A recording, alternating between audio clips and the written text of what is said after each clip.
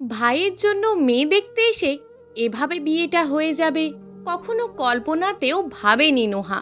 এসেছিল ভাইয়ের হবু বউকে দেখতে, কিন্তু ও কি আর জানতো ভাইয়ের হবু শাশুড়ি তাকে এতটা পছন্দ করে ফেলবে, আর তারপরই অনিচ্ছা থাকা সত্ত্বেও বিয়েটা তাকে করতে হবে। নোহার ভাই নাহিয়ান আর নোহার হবু ভাবি রাফা, আবার ননদও বলা যায়, কেননা রাফার বড় ভাই রাফিনের সাথেই সব নিয়ম কানুন মেনেই বিয়ে হয়েছে নোহার। এখন ও কারোর স্ত্রী, কারোর বাড়ির বউ, তো আবার কারোর ভাবি। নাহিয়ান আর রাফার বছর পাঁচেকের সম্পর্ক। নাহিয়ানের গ্র্যাজুয়েশন কমপ্লিট হওয়ার পর ভালো একটা কোম্পানিতে ভালো স্যালারির জব হয়ে যাওয়ায় আর দেরি করতে চায়নি। বোন, বাবা আর মাকে নিয়ে রাফার বাসায় এসেছিল বিয়ের প্রস্তাব দিতে। রাফাও বলে রেখেছিল ওর পছন্দ আছে, তাই ওকে অন্য কোথাও বিয়ে দেওয়ার কথা কেউই ভাবেনি। সবাই রাফাকে খুব আদর করে। রাফিনের তো জান বাস করে রাফার মধ্যে, তাই তো বোনের একবার বলাতেই অনিচ্ছা থাকা সত্ত্বেও নুহাকে বিয়ে করতে রাজি হয়ে গিয়েছিল সে। বোনের খুশির জন্য এতটুকু করতেই পারে। দিন দশেক আগের কথা, সকাল 10টা নাগাদ নাহিয়ানের পরিবারের সবাই হাজির হয় রাফাদের বাসায়। সবাইকে চা নাস্তা দিয়ে কথা বলছিলেন নাহিয়ানের মা আর রাফার মা। আর চোখে রাফার মা নুহাকে পর্যবেক্ষণও করছিলেন। যদিও বা মুখে নেই কোনো সাজ, তবুও মেয়েটাকে মায়াবী লাগছিল ভীষণ। আজকাল মেয়েরা গাদা গাদা মেকআপ করে ফিল্টার মেরে ছবি তুলে থাকে, কিন্তু এই মেয়েটার মাঝে তার ছিটে ফোটাও যেন নেই। চোখগুলো টানা টানা, ঠোঁট পাতলা, ফর্সা গড়ন, চুলগুলো ঘন কালো আর লম্বা। হাসলে গজ দাঁত দেখা যায়, যার ফলে হাসিটা তার অসম্ভব সুন্দর। গালে একটা তিল আছে, লম্বা চওড়া মোটামুটি। তার ছেলে রাফিনের সাথে ভালোই মানাবে মেয়েটাকে। আর মেয়েটার ব্যবহার তো খুবই ভালো। খুব পছন্দ হয়ে যায় রাফিনের জন্য নুহাকে। তারপর তিনি বলেই ফেলেন, বেয়াই আর বেয়ান সাহেবা, আপনাদের কাছে আমার একটা নিবেদন। নুহার বাবা প্রত্যুত্তরে জিজ্ঞেস করেন, অবশ্যই বলুন বেয়ান সাহেবা। আমার বড় ছেলে রাফিনের জন্য আপনার মেয়ে নুহাকে আমার ভীষণ পছন্দ হয়েছে। আজকালকার যুগে এমন মেয়ে পাওয়া খুবই মুশকিল। এরকম কথা শুনে খাওয়ার মাঝেই বিষম খায় নুহা। তা দেখে রাফা নুহাকে পানি এগিয়ে দেয়। নাহিয়ান সহ তার বাবা মাও বেশ অবাক হন। অতঃপর নুহার মা বলেন, সে কি বলছেন, আমার মেয়ে এখনো ছোট, আর তাছাড়া ওরও একটা মতামত আছে। তারপর ছেলের সম্পর্কে কিছুই জানি না, দেখিও নি। তাহলে তো আমার মেয়েও ছোট, দুজনেই কিন্তু এক বয়সের। আপনার ছেলে এখনই বিয়ে করে নিতে চাইছে, তাহলে আপনার মেয়েকে আমরা চাইলে দোষ কোথায় বেহাইন সাইবা? আর রইল আমার ছেলের কথা, সে একদমই তার বোনের মতন। মেয়েকে তো দেখেছেনই, আর বিজনেস সামলাচ্ছে নিজের। আর রইল মেয়ের মতামত, তা এখনই জিজ্ঞেস করে ফেলুন। হ্যাঁ, মেয়ে তো একদম হীরের মতো, ওর ভাইও নিশ্চয়ই ওর মতোই হবে। হ্যাঁ মা, রাফিন ভাই সুদর্শন পুরুষ, দেখতে হ্যান্ডসাম, লম্বাও কম না, আমার মতোই, বা আমার চেয়েও লম্বা বলতে পারো। আর ব্যবহার ও খুব ভালো, আমি দেখেছি।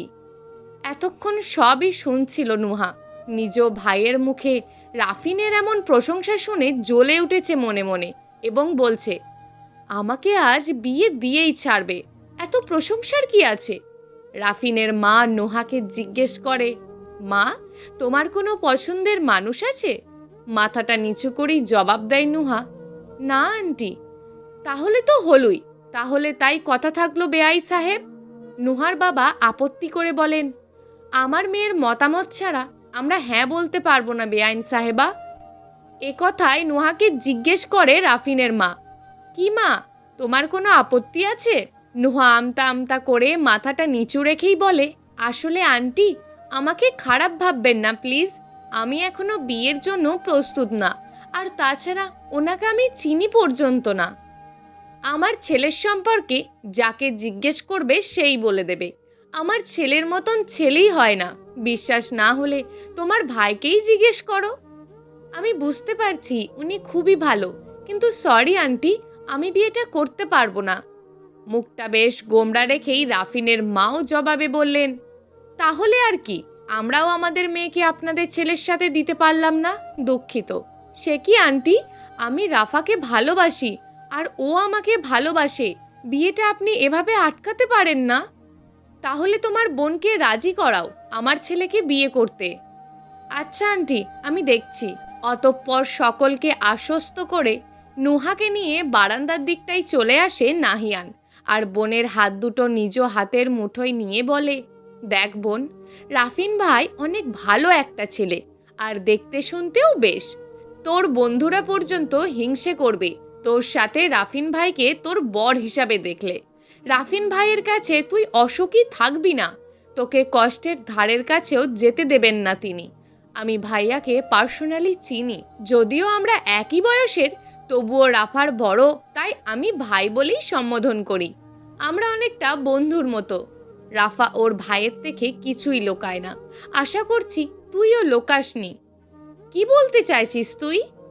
মানে তোর পছন্দের কেউ নাহিয়ানকে বলতে না দিয়ে নুহাই প্রত্যুত্তর করে, ছি ভাই, আমার উপর তোর বিশ্বাস নেই?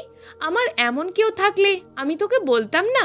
জীবনে একটা প্রেমও করিনি আমি, বিয়ে করে স্বামীকে সব ভালোবাসা দেব বলে। সেজন্যই তো বলছি তোর তেমন কেউ নেইও যে তুই আপত্তি করবি। দেখ বোন, আমি রাফাকে অনেক ভালোবাসি, কিন্তু তার মানে এটা না আমি তোকে ভালোবাসি না। সত্যিই রাফিন ভাই খুব ভালো ছেলে, আমি তোর খারাপ চাই না। তুই বিয়েটা করলে আমারও বিয়েটা হবে, নয়তো আমার রাফাকে হারিয়ে ফেলবো আমি। একটু বোঝার চেষ্টা করে দেখবি প্লিজ। নুহা তার ভাইকে মাত্রাতিক্ত ভালোবাসে, আর ভাইয়ের কথায় যুক্তিও আছে। ও তো প্রেম করেনি, স্বামীকেই সব ভালোবাসা দেবে বলে, তাহলে আপত্তি করার কি আছে? আর যতটুকু এই পরিবারকে চেনে, ওকে অবশ্যই পড়াবে। তাহলে নিজের সেই ভালোবাসাটা না হয় রাফিনকেই দিল। অতঃপর বেশ ভেবেচিন্তে রাজি হয় নুহা। রাফিনকেও জরুরি তলব দিয়ে 15 মিনিটের মধ্যেই বাসায় আসতে বলে রাফিনের মা। রাফিন বেশ চিন্তিত হয়ে দ্রুতগতিতে ড্রাইভ করেই বাড়ি ফেরে। অতঃপর সে জানতে পারে তার বিয়ে ঠিক হয়েছে, তাও আবার আজই। তৎক্ষণাৎ মেজাজ তার মাত্রাতিরিক্ত চটে যায়, মায়ের প্রতি ক্ষোভ জমে, এবং বিয়ের বিরোধিতা করার পূর্বেই রাফা তার ভাইকে আলাদা নিয়ে বোঝাতে ব্যস্ত হয়। ভাই, নুহা মেয়েটা খুবই ভালো, মিশুক প্রকৃতির, আর দেখতেও কিন্তু এক্কেবারে পরী। তাই তো মায়ের ওকে এত পছন্দ হয়েছে যে আজই বিয়েটা করিয়ে ফেলতে চাইছেন। যদি পরে ওর মত ঘুরে যায়, মা নোহাকেই তোর বউ করবে, এটাই ফাইনাল ডিসিশন। আর তোর তো কেউ নেইও যাকে তুই ভালোবাসিস। তুই প্লিজ হ্যাঁ বলে দে ভাইয়া, না হলে আমার আর নাহিয়ানের বিয়েটা হবে না। তুই তো জানিস আমি ওকে কতটা ভালোবাসি। শেষের কথাটা বেশ ম্লান স্বরেই বলল রাফা। কিয়ৎক্ষণ বোনের মুখশ্রী পানে চেয়ে হালকা হেসে রাফিন বলে, আচ্ছা যা, আমি কাজী আর সব কাগজপত্র নিয়ে আসছি, তুই মাকে আর সবাইকে গিয়ে বল। অতঃপর রাফা সবাইকে সংবাদটুকু দিতেই খুশি হয় সকলে, কেবলমাত্র নুহা ব্যতীত। মনে মনে সে ভাবে, কি মানুষ রে বাবা, একবার বলাতেই রাজি হয়ে গেছে। দাঁড়া বাচ্চু, তোকে একা পাই তারপর বোঝাবো। বলেই জিভ কামড় দেয় নুহা। যতই হোক, হবু স্বামী হয়, এভাবে তুই তুকারি করা ঠিক হবে না। অতঃপর তাদের বিয়েটা এভাবেই হয়। আজ থেকে দিন 10 আগেই বিয়েটা হয়েছিল তাদের, এবং এক এক করে সব অনুষ্ঠানও করা হয় দুই পরিবার থেকে। দ্বিতীয়বার বিয়ে দিয়ে ঘরে তোলেন পুত্রবধূকে রাফিনের মা। আজই দ্বিতীয়বারের ন্যায় বিয়েটা হয়েছে নুহা ও রাফিনের। রাফিনের রুমের বিছানার মাঝ বরাবর বেশ বড়সড় করেই ঘোমটা এঁটে বসে আছে নুহা। চারিদিকে ফুলের সুবাসে কামড়াখানা মোমো করছে, বাতি নেভানো। অনেকক্ষণ যাবতই বসে থেকে থেকে বিরক্ত হচ্ছে নুহা, কিন্তু রাফিনের আসার নামগন্ধ নেই। আসবেই বা কি করে? রাফিনের শালা শালি ছেলেটাকে আটকে টাকা উসুল করে তারপরেই ছেড়েছে তাকে। কিয়ৎক্ষণের মাঝেই দরজা খোলার শব্দে হৃৎস্পন্দন বাড়ে নুহার। দুজনের মাঝে এই 10 দিনে অনেকবারই দেখা হয়েছে, কথাও হয়েছে। মাঝেকার সংশয় কিছুটা হলেও কেটেছে, খানিকটা সখ্যতা ভাব হলেও আপাতত বেশ ভয় আর লজ্জাতেই জর্জরিত হয়ে আছে নুহা। রাফিন এসে দরজা লাগিয়ে কামরার গোলাপি রঙা ডিম লাইট জ্বালাতেই নজর যায় বিছানার মাঝ বরাবর ফুলের মাঝে বসে থাকা নুহাকে।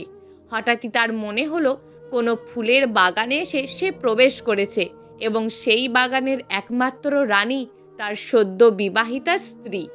অতঃপর নানা প্রসঙ্গ চিন্তা করতেই পাঞ্জাবি খুলে আলমারি থেকে টি শার্ট আর ট্রাউজার বের করে ওয়াশরুমে যেতে যাবে, তখনই শুনতে পায় নুহার ধীরস্বর।